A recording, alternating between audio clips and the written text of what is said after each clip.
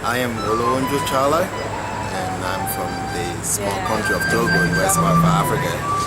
And I'm fortunate enough to be able to start Alaffia with my wife. My mother does not really write, and that's common throughout the country of Togo and throughout Africa. And we thought about starting a cooperative of women to make the shea butter. That could be a beginning start. So in 2003 we started a cooperative of 50 women. And today we're fortunate to have over 500 women at the cooperative. All the Alaffia products are made by hand by the ladies in the village. They do not pick the shea nuts out of the trees, so it's a very environmentally friendly company. They actually pick them off the ground.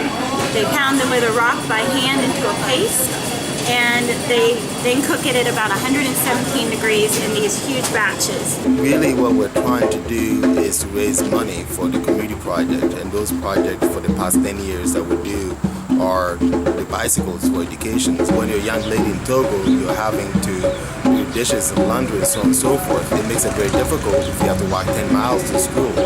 So by having a bicycle, we realize that instead itself with the 91% dropout rate, we have at least 90% retention before young ladies reach the secondary school, and that's a dramatic change. At the same time, we also participate in the maternal health program. 1 in 16 women in Togo have a chance of dying from birth, giving birth to a child. Each year, Alaffia funds about 800 maternal health programs throughout Togo. In addition to these, we also plant trees to provide food security in the long run. But you will also see that Alaffia product is certified fair trade, and that's critical.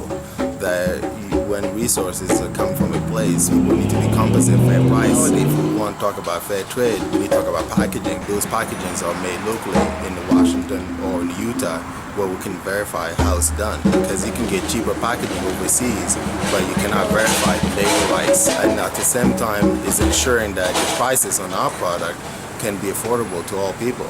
We cannot say that poor people in Togo needs to be supported, and yet the very poor people in America cannot purchase those products. A lot of people love the pricing of the products. They're very reasonably priced. 10% of all sales go back to the ladies who make this. The women get 4 times the salary that women in that country would receive. They've created a maternity clinic, schools, bikes for the children to get to schools.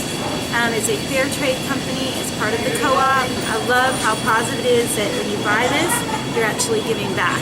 So these women can live, beyond the poverty level. Having the Alaffia product is just a point of discussion of the bigger thing in the world, that we are to be focused on what is the next thing for humanity.